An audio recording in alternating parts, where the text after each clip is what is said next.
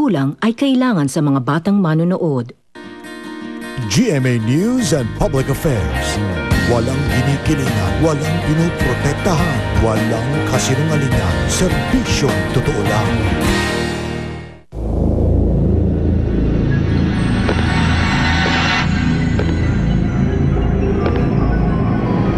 Magandang gabi po, ako si Michael Riquez at ito ang investigador. May mga nagsasabi na tuwing lumalapit ang araw ng mga patay, dumidikit sa mundo ng mga tao ang mundo ng mga espiritu. At pinagmumulan ito ng iba't ibang uri ng kababalaghan. Kaya sa programa natin ngayong gabi, aming ibibisto sa inyo mga kakaibang elemento naglipa na raw sa Mount Cristobal na kilala rin sa bansag na Devil's Mountain.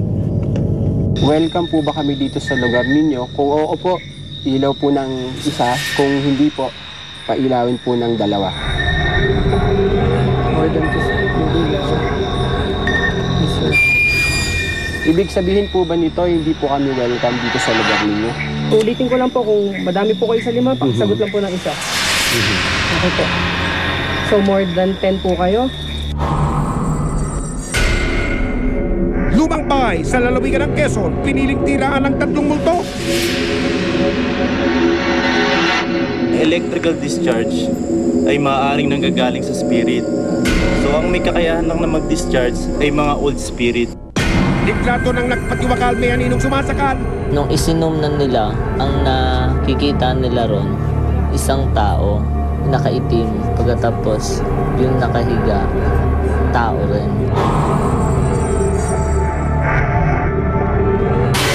At isang puno sa Batangas, pinagtitipunan ng mga espiritu. Nung pinicturean ko po yung puno, may bigla pong lumabas na parang mukhang engkanto.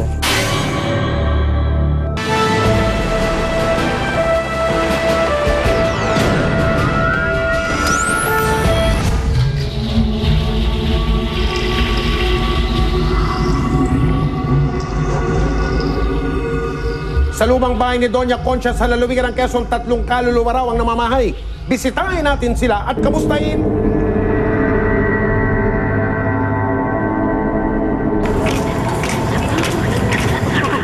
Isang pamilya ng takapangalaga o caretaker ang nakatira sa lumang mansyon na ito dito sa Tiaong, Quezon. Pero hindi lamang daw sila ang namamalagi sa buong kastilyo. Ang mga kasambahay nila, mga espiritu.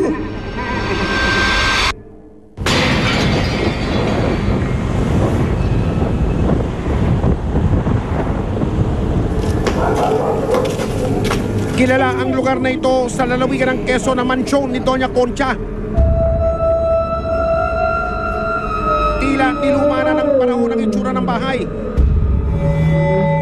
Taong 1927 pa raw kasi nang itayo ang mga pundasyon nito. Pero mababakas pa rin ang dati nitong karangyaan. Animoy mga hari at reyna ang tumira sa 3 palapag na malapalasyong bahay. Ang mag-asawang sina Don Tomas at Doña Concha Umali na kilala raw sa buong lalawigan nung nabubuhay pa. Ang kilalang arkitekto raw sa Quezon na si Tomas Mapua ang nagdisenyo ng mansyon.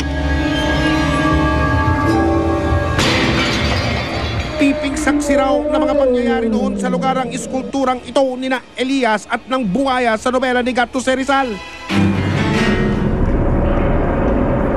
Pero hindi man daw nito maikikwento sa mga tao ang mga naganap dati sa mansyon. Sa isang sulok at pasilyo naman ito, may mga tinig at pagpaparamdam na nagmula pa raw sa nakaraan. May i-consider natin siyang tourism spot dahil unang-una, historically wise, matanda na yung bahay and dinarayo siya for the reason na matanda, ancestral na siya. Pero dahil sa itsura siguro niya and sa karakteristik ng bahay na sobrang luma na, kaya siguro may mga nagsasabi na pinamamahayan siya ng multo at kinatatakutan dahil sobrang laki nito at sa katandaan na rin. May ilang residente umano na nakaranas mismo ng kababalaghan sa paligid ng lumang mansyon. Akala nila nung una abandonado na ang lugar pero may nakita raw silang tila mga hindi matahimik na kaluluwa. Hindi naman nabago yung laging ganun ng ganun. Pag kami nadaan, narobing kami, laging ganun ng ganun. May nagpaparamdam daw. Pag dito sa tabihang masyadong madilim, pag dadaan ka, ay parang hindi mainam kung minasunod sa iyo. Basta't kikilabutan ka. May lumalabas. May nalabas lang magpaparamdam. Ang iba naman hindi naniniwala sa mga kwentong multo hanggang hindi raw nakikita ng dalawang mata nila. Nagkataon na wala naman kami nakikita. Sa akin sarili, hindi ako naniniwala sa ganyan manlalabas niya sa bahay ng malaki. Sinasabi ng mga dyan na may nagpapakita, wala naman. Ang tagal na namin dito, minsan napunta pa kami dyan sa bahay na yan. Halos isang siglo mula nang itayo ang bahay, wala nang nakatira sa dating mansyon ni Don Tomas at Doña Concha. Tanging pamilya na lang ng tagapangalaga ng bahay ang namamahala sa lugar. Pero kung karanasan lang din daw nila sa loob ng mansyon ng pag-uusapan, may ilan daw silang kwento ng kababalagaan na hanggang ngayon naghahanap pa rin ng kasagutan. Ang nagsasabi sa akin, yung mga anak ko, na meron daw silang nakikita. Yung mag-asawang matanda, yung may kanya nito.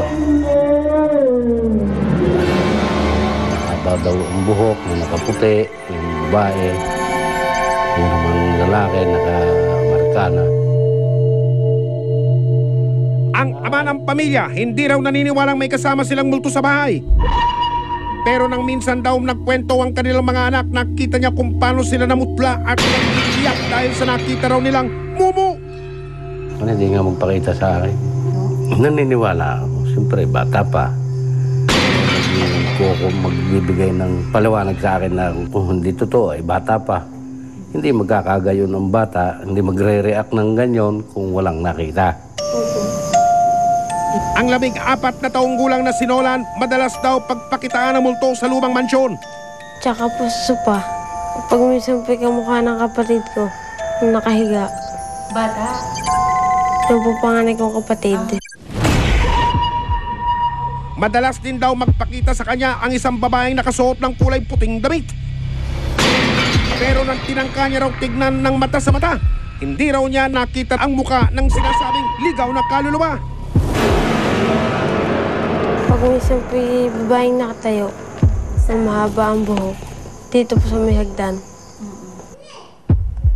Pati po doon sa taas, babae din po nakatayo.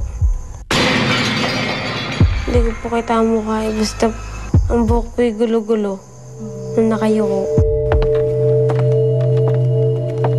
Madalas din daw marinig ng mga bata ang mga panakanakang yabag na mga paa kahit wala naman silang alam na taong nasa ikalawa o ikatatlong palapag nila.